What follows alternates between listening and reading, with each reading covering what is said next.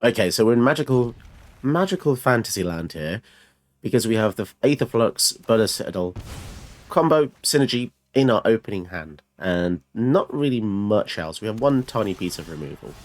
Oh, we actually have some ramp as well. So as long as we get some more black sources, we might be okay. But we actually have a really sick curve here. 2, 3, 4, and 6. Let's discard an island. We're going to be optimistic. Oh, yes. We even got the black source. And getting rid of their stuff is great because Corvold wants them to have stuff, and if we remove the stuff, then they'll be devoid of the stuff. And they missed a land drop. Oh my god! We might just be able to pull this off. And if they miss a land drop, again, oh my goodness. Ah, it's such a shame to have a non-game like that, but in another reality, they would have played the land drops and then we would have had a few more things to show you. But yeah, they just kept a weird hand with a 2/2 drops and no way of getting a third or fourth land, which is a bit odd, especially for a green X deck. But there you go. It's a bit risky to do that, to be honest. I'm not sure if I would have kept that hand. Okay, where's all my Dimir people at? Today we're looking at Tezzeret, Master of the Bridge, which is a pretty old Planeswalker commander now, but I think is pretty epic, pretty premiere in what he actually does. He actually cares about loads of artifacts, which is really cool. He gives creatures and Planeswalker spells you have affinity for artifacts. Now, this is actually not something we're going to be abusing too much. We don't have that many creatures in the deck. We only have 7, but I don't really care because we can focus on the +2, weirdly enough. The +2 drains each opponent equal to the number of artifacts you control. You gain that much life back. That is quite a monumental +2, and that's the thing we'll be leaning into the most. -3, return an artifact from your keeper to your hand. Really good if someone kills your Ballistic Citadel. Return it to your hand, replay it, pretty epic. And a -8, which is a bit risky. Exile top 10, put all artifacts from them onto the battlefield. Now, in paper, I've actually missed with this, so that's why I said we're going to be focusing on +2, because everything else is just kind of like cherry on the cake. It's kind of a traditional Dimir shell, which I just realised I don't do that much on the channel, but I do love Dimir. I think probably because when I played Standard, I used to make so many control decks, and I've kind of just gone off that a little bit. But now I kind of want to come back to it a bit because it's been so long. We have all the typical Dimir stuff, but as usual on the channel, it's kind of like a non-toxic build, to be perfectly honest. The only real toxic card we have is Mana Drain, because it's just unbelievably powerful. A Pact, I don't really think Pact is that sweaty, because it just protects us casting the Tezzeret. It's more defensive than anything else. I'm not meant to annoy people with it, but it means we can resolve Tezzeret a bit easier. And apart from those two sweaty cards, I guess you could say Aetherflux Reservoir with the Balance Citadel, which is just the signature of me channel. And yeah, it's the way I build control isn't your typical counter control, because I actually don't like that style. I don't think it's that good, because if you're not being proactive, you are just being defensive, and being defensive doesn't always win games. Boring some to death isn't what I want to do. I want to have a game of chess. So I've really limited counter spells, basically, which is across the channel. You'll find there's not many counter synergy builds. So what's some of the best synergies we can get with Tezzeret? Well, pretty much any artifact. The curve is really low because I found that Tezzeret needs to be kind of like, it needs to be the final thing you do. If you've crammed loads of 5, 6, 7 drops in your deck, too many anyway, you'll be fighting for position with Tezzeret, so you want to get this out to crown your deck. Speaking of which, the top end is the usual spec. So I'm going to move Virtue of Persistence over to 2-drop, because this is basically a 2-drop removal that I use with Upside. So that should go there. We've got a few spicy things to look at here. So, Revel Riches, whenever a creature and opponent dies, you get a treasure. This is really good for 2 reasons. Firstly, the treasure is an artifact you can ramp into and synergize with Tezzeret. Also, if you have 10 treasures, you win the game. Pretty straight and simple. Also, to synergize with Revel Riches, we have Blood Money. 7 mana, blow up all creatures. For each creature destroyed this way, one non-token, you get a tap treasure. Again, really freaking crazy. This also synergizes with Ballistic Citadel, because you can sack those 10 treasures. If you have it on the table and they have 10 on its life, you can straight up kill them. Something that feels weird at uncommon is Godfarer Statue. If you resolve this really early, you normally win the game. It's just so oppressive. Making stuff cost 2 more is just crazy. When we're casting all these artifact spells, we want to have a bit of synergy to help them get them out. So Renowned Weaponsmith adds 2 mana for artifacts, which is really quite amazing, really, for blue. And we also have Automated Artificer, which taps for colours. And amongst that, we have Arcane Signet, Cold Steel Heart, Guardian Idol, the 2 medallions, Jet, and Sapphire, Mind Stone, Soul Transformer, just to get out your 4 drops basically a turn earlier. And then because the commander is 6 mana or more, I like to include a few rocks that tap for 2. So Key to the Archive, Hedron Archive are in there. I've just realised they're both called Archive. But yeah, synergy with artifacts. Akel Packle, if an artifact comes in and you end step, you look at the top 2, keep one, bin the other. That's just really epic. I absolutely love this card. And we also have Psy.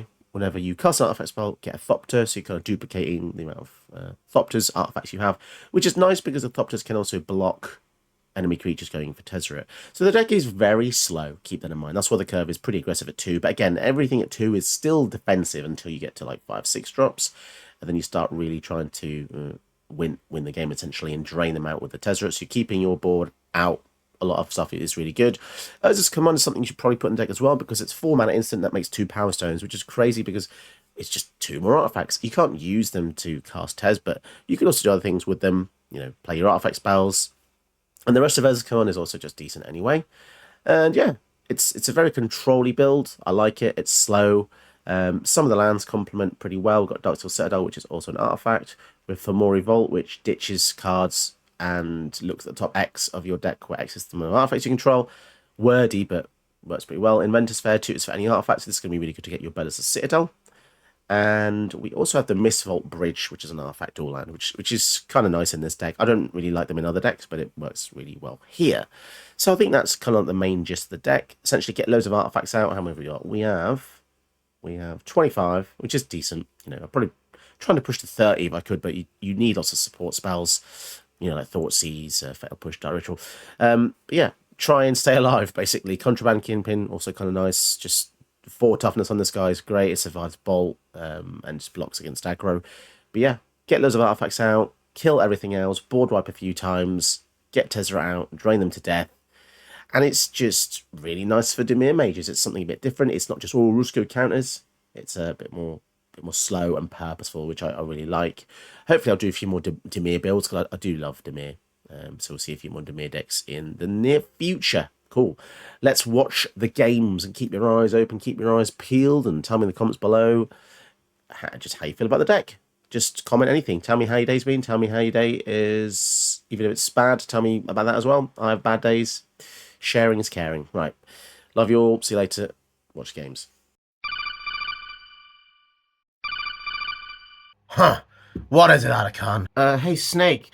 Have you thought about getting some more subs and some views? Yeah, we could do some new subs. How are they gonna do that? Yeah, you can just do that below. Go ahead and click like and subscribe below. Alright, we're facing Slimefoot and Squee, which is a combo mid-rangey thing. It wants to put crazy big creatures into the graveyard and then cheat them out. It's quite painful to face because actually, you'll always forget how good it is, but the utility from this is ridiculous. It enters or attacks, creates a 1/1, which is Titan level ability, that is. Titan level. And then for 4 mana, sack a sapling, which I presume you already have, and return it and another creature from graveyard to battlefield. The fact it returns 3 things total is kind of ludicrous, to be honest. Because it sacks a sapling, but they get itself back and a sapling and the thing you got back. So, you know, it's kind of wild when you think about it. And it's got 3 tough. Okay, 3 toughness is fine. At least we can kill it with a virtue.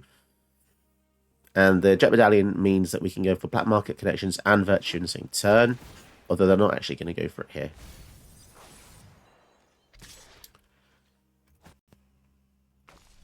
So let's see how we fare against this guy.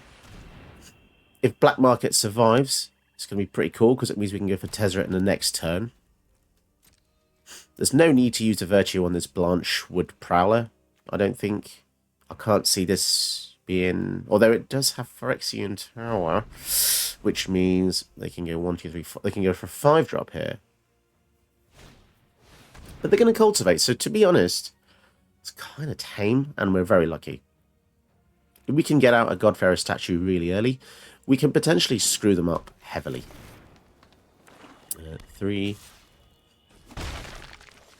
4, 5. Oh, and a board wipe as well. Let's go for the full shebang here, because we can reclaim some of this back with Tez. And Deadly Cover-Up allows us to exile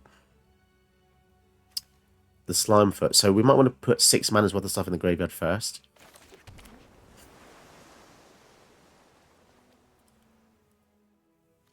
Or just go for Solemn.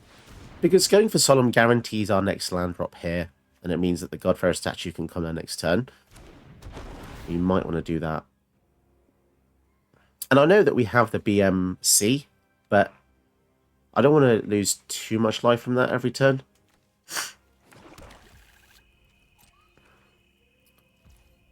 And because we have the Deadly Cover-Up, it's probably fine to just... I mean, if they're going to... I mean, that's interesting. They're Fatal Pushing our free token. I mean, what does that tell us? What does that tell us? It's a bit of a strange move. Do they really need to get through that much? I don't really know.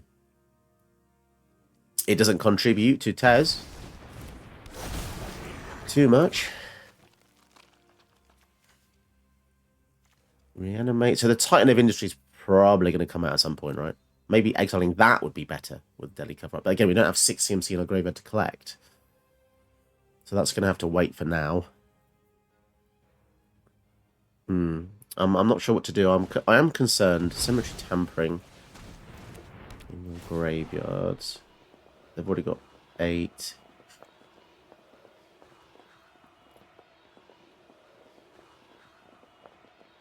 Man, they're playing very gingerly here, but... Silumgar's Command, nice. Rustic Study, no land, that's really irritating. I might just use the Silumgar's... I don't know. Maybe we just ball up the field. Go for Gilded Lotus maybe first. And then... If we blow up the fields... They won't have that out. So let's just do that.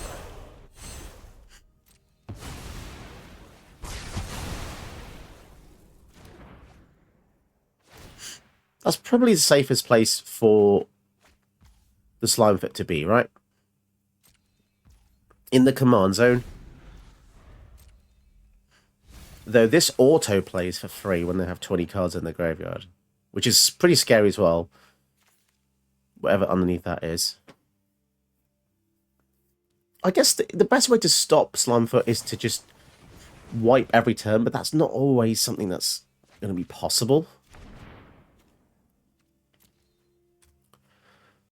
Well, maybe my deck is actually just quite strong and good at handling this. It's scary early on because we don't have any blockers or anything. Come on, give us a land. No, okay. What do? We've got a lot of... Okay, let's go for the Godfarer statue here. This is going to make it really nightmarish for them. Really nightmarish. And let's kill that. It's going to get to a stage where they really cannot do a thing. And I'm happy trading the treasures for Ristic Study, because firstly, they're not going to be able to cast much anyway, right? And the Ristic Study basically is an additional taxation on top of what they already have, so they're going to have to pay 3 mana in total to not give us cards.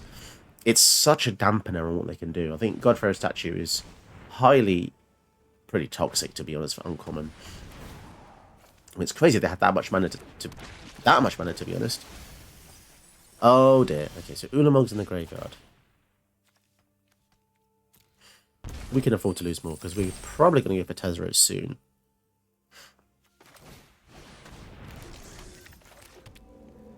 Wheel that. Get a Tez. And drain. My artifact. And I guess we'll just keep up the Fanatical Offering in case they target one of our artifacts.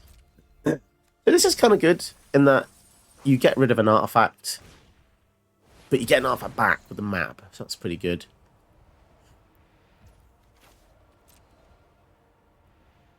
Should I be scared of a mass wipe in Jund? I don't know about Jund. I think if it was Mardu, I would be very concerned because of the ultimatum. And there's a Citadel. So this is going to be pretty crazy. They have a lot of lands in the grave. Well, actually, they don't have too many. 5, 6. So this dies. They'll get them all back.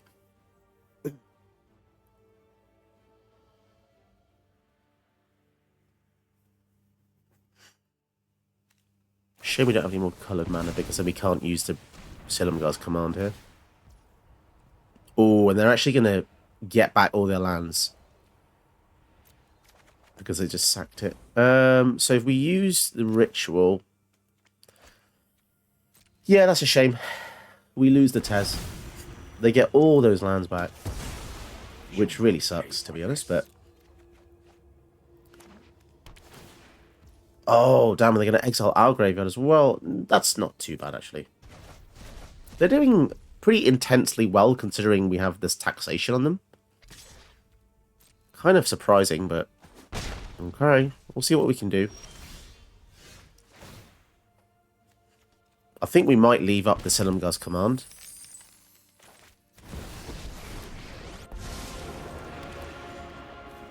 This will end badly for you. Get rid of that. We don't want them to have any creatures, really. You have already lost. Oh, what if we go for this? Okay, we can start stealing their creatures. That's a great idea. And we can block. We've got a blocker on any destruction spell now, so I think we're in a fantastic position. Return creature card from grave to the battlefield. We can counter that with the Silumgar's command and return something else. Worst case scenario, they get Grizzlebrand or Crater Hoof. Yep, it's all the usual suspects in there. It's all the stuff that when you look at it, you think, oh my god, that is horrendous. I mean, Grizzlebrand is banned in Commander. Ulamog.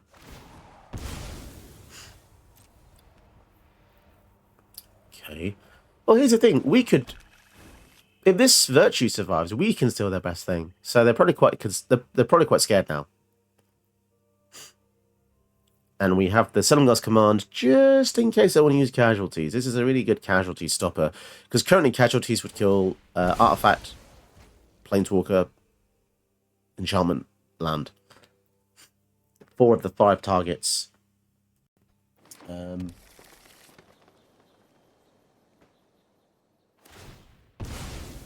What the heck is going on here? They're just fetching...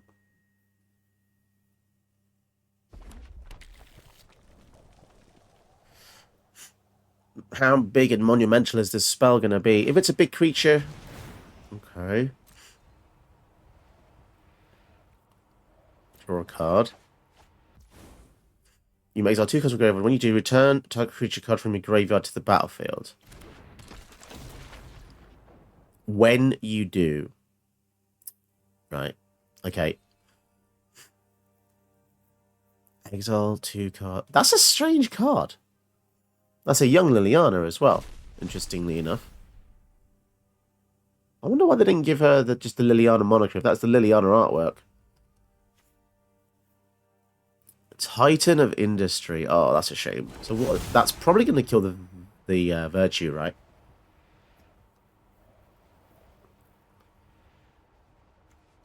Return permanent. I mean, we could return it to our hand if we wanted to. No, I think we'll let that slide because I'm more scared of what they're going to do next. The Godfair statue should be more than enough to help us here.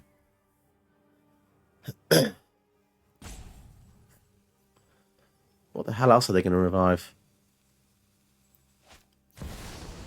Oh my goodness. They are literally trying to win right now. Cheeky bastards. Counter that. Kill that.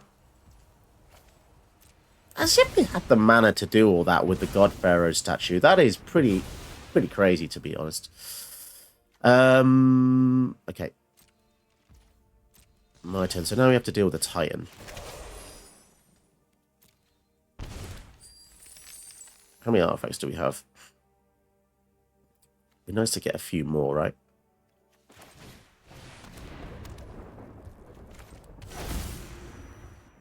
We have 1, 2, 3, 4, 5, 6, 7. Let me just make sure I count that right. 1, 2. Let's count the non-treasures first. 1, 2, 3, 4, 5, 6, 7. So yeah, that should be enough. Now, not only they still have the digraph rebirth.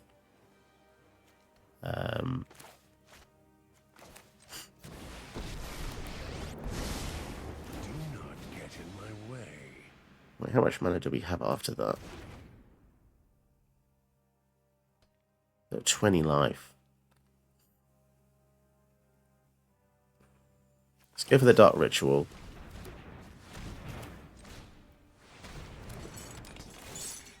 Draw a card. Man, there's so many lands on top. Sacrifice that, draw those. Ooh, Revenant Riches. Stun Dismissal, we can bounce one of their creatures. That's actually really quite good. Drain them. 8. We're getting really, really, really close to Bolus's Citadel here. And we have the Stun Dismissal in case anything goes wrong. Wow, we're literally one off the Citadel killing them. So I suppose that can be the get out of jail free card if things go horribly wrong. The Revenant Riches would have been interesting to have out. What else can they do that's going to mess us up? Because that Victimize is pretty horrific. That would have killed us. Because the Creator who gives everything haste. Absolutely horrific. I still don't feel safe, to be perfectly honest. You know.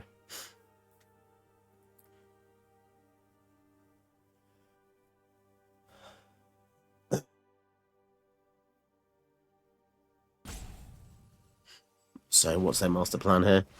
Again, still super impressed by the fact they've got all these ways around Godfarer's statue, you know. Casting multiple spells a turn, avoiding Rustic Study as well, sometimes. Slimefoot and Squee. Now, knowingly, if they make us draw a card... Okay, so we do actually have treasure, so it's not too bad. We can still cast that.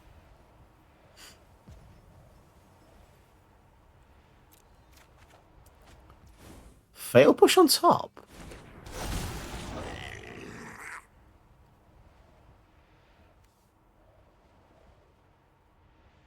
Okay, so basically, weirdly, I don't want this to die. Because if it dies, they can cast it from something else from the grid. Oh, they've got the way to kill it. Right.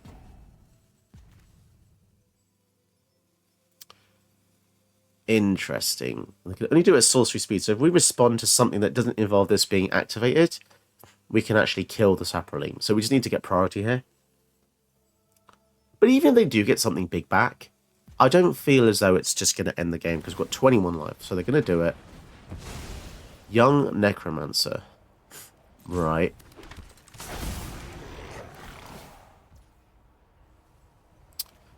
Should I be concerned? So why did they do that, then? I guess they looped it to get that back, and then... Okay. They're going to get back Titan.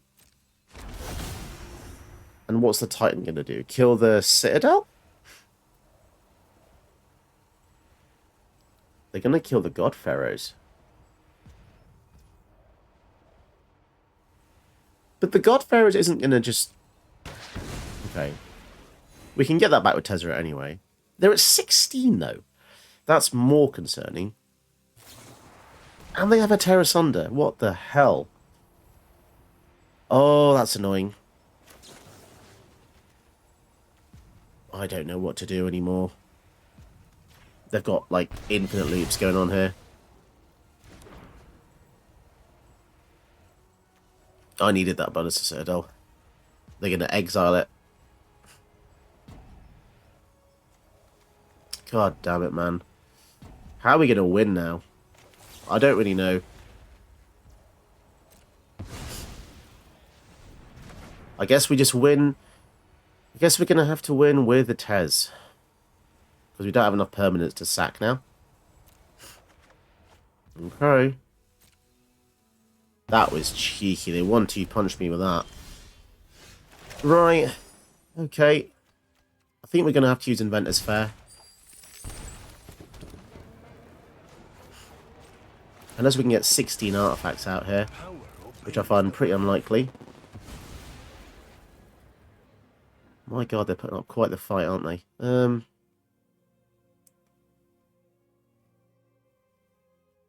How do we stop them? How do we kill them?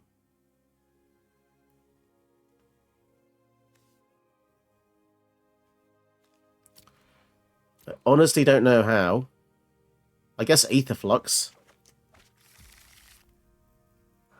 Or return another artifact to our hand. Godfair's statue. But then we're not draining them if we do that. We also have no way to kill this. Which is quite concerning, isn't it?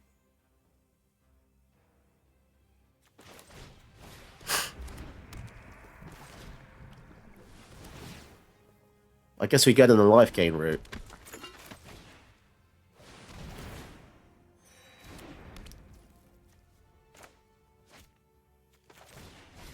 Yeah, they've just basically killed all of our win cons. Which is really... I feel like we're just going to lose now.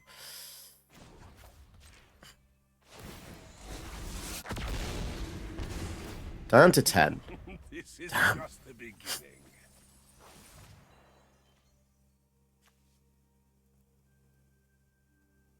Grizzle Brand, I guess, would be bad. I don't know. Man, they've gained... I think with this single Titan, they've actually gained the life they currently have. And the annoying thing is, they also have the bloody Phyrexian Tower. Yeah, I don't know where I misplayed. I feel like I've misplayed horribly here. At some point. But they just had the continuous removal with this Titan. They keep looping over and over again. And also, in addition to that, our hand is absolutely terrible. It's just lands and ramp. And maybe the Aetherflux Reservoir was a wrong target. I don't know. To be honest. But I do know this. If they sacrifice creatures, the Revel and Riches gives us treasures.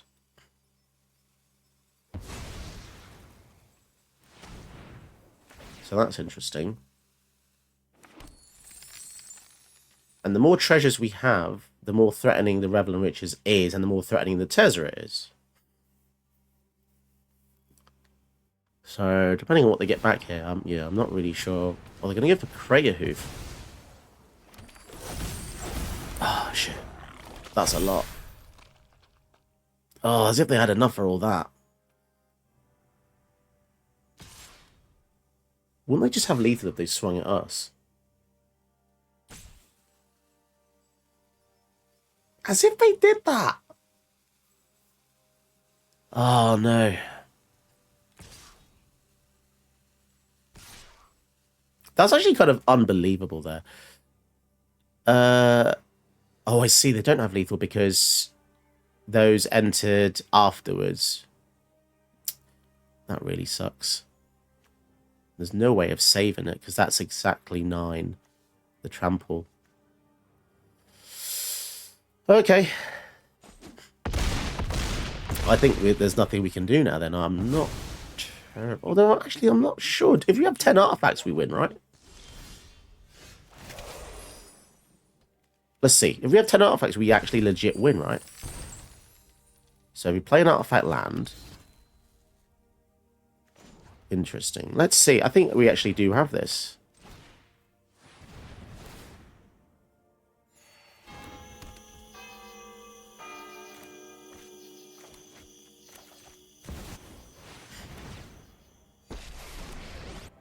Let's make sure and play as many artifacts as possible. Oh my goodness. If we... I feel like we've gotten away with murder here if we just win. That is lethal, right? 12? Oh my god, that was so close. I feel like if the Slimefoot and Squeak came down before the crit if we would have been dead, right? Pretty sure if they alphaed us, but my god, the wording of that meant that they couldn't actually attack with the haste because they wait, but oh yeah, because crit hoof came down first, and granting the current creature's haste, it doesn't have a passive that gives creatures haste. It has an ETB, and then these two hit the field. Oh my god, that was so close. That was such a crazy game, and I feel like I made a lot of mistakes that people will call out. But my god, in the heat of it and the pressure of it, and having to deal with continuous looping creatures, it's really tough. And also, this needs to be young Liliana. What were they doing with that? All right, we're going against an opponent's Ugin, which is kind of weird because we have an Ugin in our hand, and I don't normally see Ugin in the battlefield. So, yeah, a colourless deck. Ugin is strong because it's built-in removal. Oh, they've got hair in my mouth. That's not a nice feeling. Oh. Okay, let me just get rid of that. So it's built-in reduction, built-in removal, and built-in card advantage. It's actually pretty epic. Really good. Oh dear, and they probably have lots of stuff that wants to kill us, which is Eldrazi related. So let's get rid of that. Although it doesn't actually make cheaper stuff cheaper, it makes expensive stuff cheaper. So maybe I could have left that a bit longer. But I know for sure that whatever I get out, it's probably not going to last very long against Eugene. But I always feel kind of safe against them, just because they don't have too much interruption and removal. But oh no, Phyrexian Processor, pay any amount of life and then pay 4 to create 8/8s. That is pretty horrific, actually.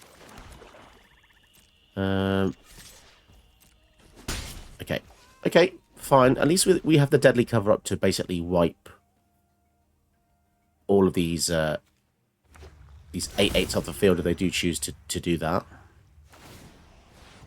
Wow, they're just straight up going for it. Okay. And they're going to give it haste. Well, this is pretty unprecedented, to be honest. Looks like we're going to just sack the Psy now, because I'm kind of desperate to get... Ooh. Yeah, that's really not good. Down to 15 already. And it's got hexproof. Jeez. I think I'm just going to blow it up. I just don't like the idea of getting hit by another one, but they could just do it again and we're in a lot of trouble. Man, we are going to get... This is crazy. Well, it's different. I can't really complain. It is different. Down to 7. So how the hell are we going to get out of this? We don't have any blockers left. Okay.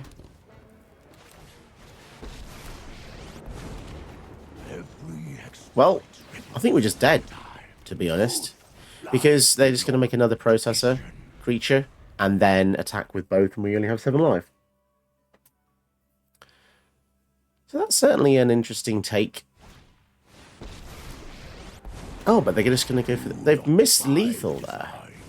The fabric of the multiverse obeys me. Yeah, they missed lethal. Which is kind of interesting. All they had to do was make another one and swing it with haste. It's kind of weird, isn't it? Kind of weird. I'm not really sure what to think about that. We can't actually kill any of their things with Ugin, which is annoying. We don't have the black mana for the Citadel until we do this.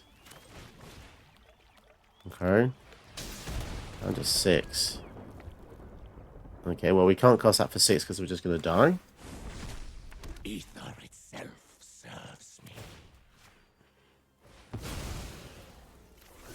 Anything else on top? Black market connections? No. Yeah, we're just going to die. To a meme card. A meme card. Alright, yeah, well. Certainly was interesting. Mox Amber doesn't actually... Mox Amber doesn't work in the deck. So, I guess, if anything, I can just use this as an educational piece. Because colours is not a colour. And, yes, the Mox Amber is kind of useless. Also, in a 6 mana deck, probably not too great. Okay. Secrets manifest before you. Interesting. I'm kind of confused here. Are we just being like messed about or something? I'm not really sure. Well, we're definitely going to block there. I mean, the language is going to take care of all these other things apart from these two A8, so we need a better board wipe, annoyingly. Okay. Mana drain. Well, that ain't going to work. Ristic. Beyond vision.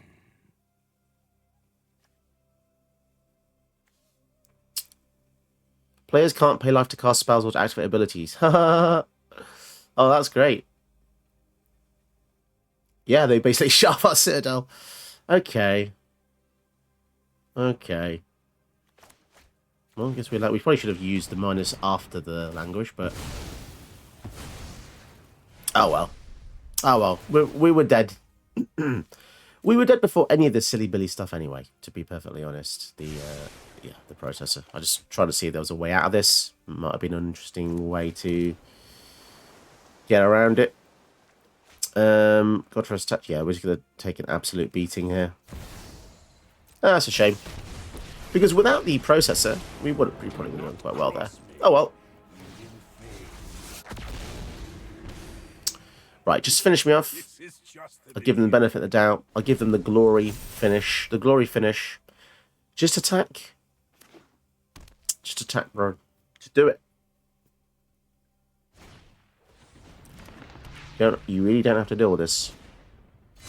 You really do not have to play all these things you've already won. You'd be just flexing. Cool, I'm just going to quit. They've won, basically. They don't need to do this stuff.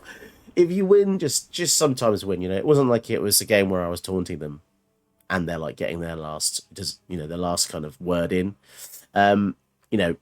If someone's dead and they're dead on board with all the mana tapped, just kill them. Put them out of the misery. Because at that point, it becomes unsporting. It becomes interesting from seeing this to just unsporting. So bear that in mind. Naughty. See how we get on against Joda. My God, we're facing some powerful things today.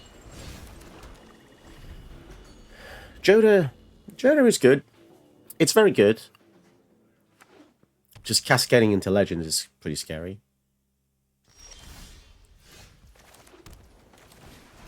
Do they have counters? Can we just play a game against blue that doesn't have counters? We can. What are they going to do? Nothing? They have 2 mana open. Okay. I really want them to tap out. That would be good, so we can resolve the black market connections. Interesting. And they played that. Now that's annoying because now I want to kill it. Or we could just go for black market connections. Because the reason I did that, 3, 4, we've got 6 mana next turn, so we can just River's Rebuke.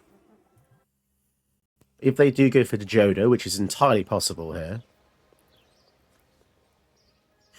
add 2 mana in any colour combinations, spend this only legendaries. Well, that actually works. So yeah, it will mean they tap out completely, and they will play Jodo. They'll draw a card. Let's get moving. But they should be completely defenseless at that point. Or, hear me out, we go for Ugin, and we just kill the Jodo.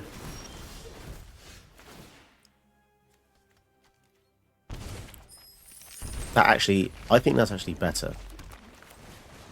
Because getting rid of him is more final than putting them back in the hand. And in the following turn, we can pressure the Kiora with shapeshifters or something. We'll see how it goes. But yeah, we have the River's Rebuke as a backup for more pain. We are outnumbering them in value right now, but that can change very, very quick. They can play 6 drops here. And of course, they're probably going to have Vitalis and stuff like that, which is going to make it really difficult. So what are they going to go for here? 6 drop? That's Sushi. Okay, well, River's Rebuke is even better against something like this. And they drew another card. My goodness. It's 2 extra cards they've drawn. Cure is one of the most pushed uncommons of all time. The fact it comes in with like 7 loyalty, I think, is crazy. Crazily good. Vassal's Trophy on the Black Market Connections.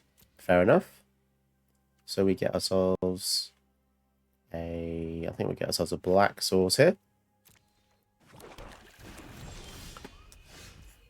And then we... Are we going to rebuke here? Is that the best way to do this? Yeah. Let's just do that. Buys us a bit of time. It means they have to redeploy stuff. The language is not very exciting underneath, but we can combine it with combat damage to be able to double up on the damage. Because the Shapeshifter, if blocked, that's 3 damage marked. And then the language can finish off something with 7 toughness combined together. It's pretty good. Although a 5-color deck is... Oh, no. I mean, what did I expect? It's a 5-color deck. We do have the kill spell for that, though. Hopefully. We'll see how that goes. Oh, and of course the World Tree. The goddamn World Tree. Oh, more Revolt. I like that.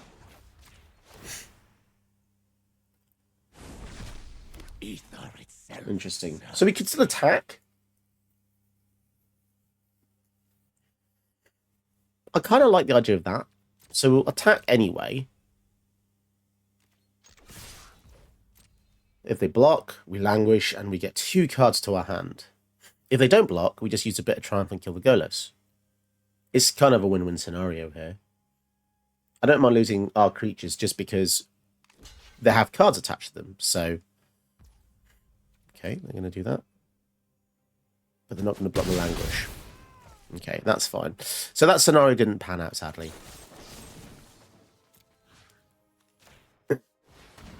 But that just means that we get to keep more attackers.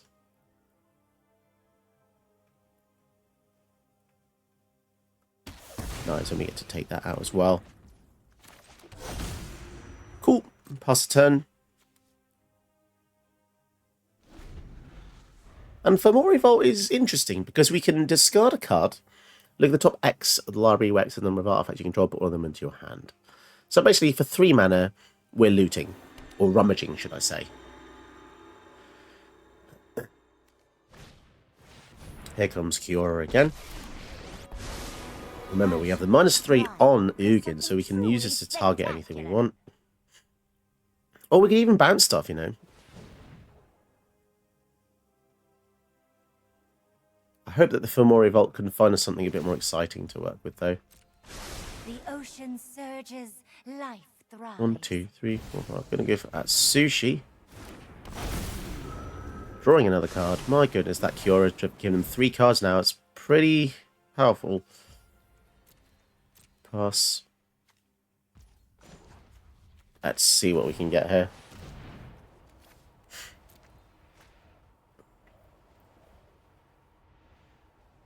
And they've got priority. Pact of Negation. That's actually really good. I do like that a lot.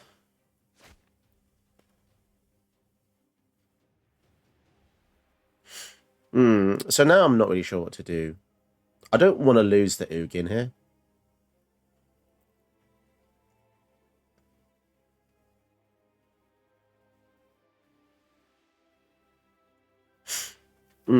That's a tricky one. Right, let's just uptick here first.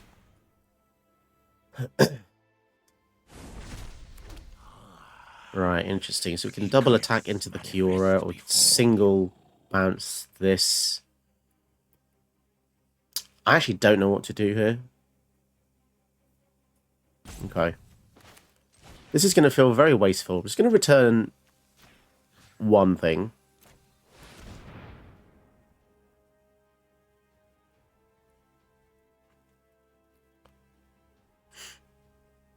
Because I do want to just kill the Kiora, to be honest.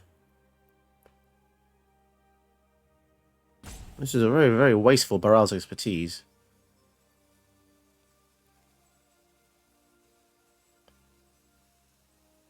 If they use a counter spell, I might even use Pact here.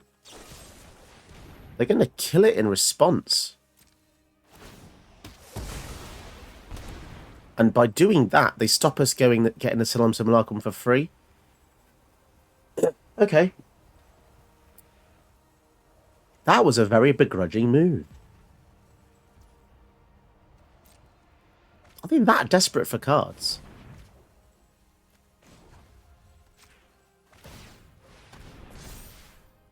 Right. You know what? Killing the Cura brings me great satisfaction. I'm happy to do that. So now we have a counter spell for... Actually, this is even better because we can counter whatever their best play is this turn. Which probably won't be for the Gwenna, but we'll see. Discard a card. So sadly with Fomori Vault, you have to discard a card in order to activate the ability. You can't just look at the top X and keep one. That would be too powerful, I guess. Well, given how power creep is these days, who knows? So now they're deciding whether to go for Joda or not. Deafening Clarion kills all of our guys. Okay. I'm not too bothered by that, weirdly enough. But clearly they were. So now if they go for Gwenna, maybe we don't really care too much. We can just use the Languish on her. And then they play another thing. Go on, play another little thing. At this moment in time, keeping Ugin on the field is actually pretty critical because there's so much stuff he can do for our deck. Just play another small creature and let's get a 2-for-1, my friend. There we go. That is exactly what we want to see. Maybe another one? No? Okay. So, first things first. Let's Languish.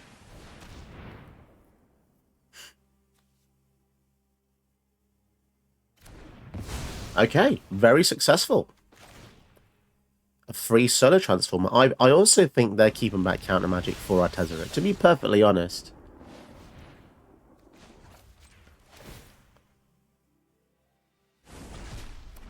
And what would be nice is probably... Ah, they tapped that. Okay, fine. We wouldn't have had enough mana for that anyway. So the question is, do we just go for the Renowned Weaponsmith or keep it to discard with Fomori Vault? I'm actually going to keep it to discard with the Vault because I just don't really think at this point in the game that the Renowned Weaponsmith is going to be that good. And I really, really hope they don't have a God deck because we would be absolutely screwed if that's the case. There's no indication of that though. Seems to be just a value-based deck, which is very common. How many gods would be the minimum viable strategy for this to be? Let's see if this resolves here. So they counter this. That means the mana is down for their turn, but it also means that our Ugin can just kill the Joda. Oh my god, that was so great. I just love this deck. I love this deck because it just... You don't even need Tezzeret to do anything. And it's interesting. It is an Artifact Dimir deck, but it can operate alone. And that's great because a lot of people you face will be so focused on countering your Tezzeret that you can resolve everything else. And he's just like a massive decoy threat. And I think that's really useful because let's face it, ultimately in that game, Ugin did all the work. He gave us 3 or 4 creatures / cards. He removed stuff. He discounted stuff. MVP. And Tezzeret was kind of just a side chick in that game. But yeah, that was really cool. I really enjoyed that. Did you know that you can help my channel by watching another one of my videos? Go ahead, you know you want to.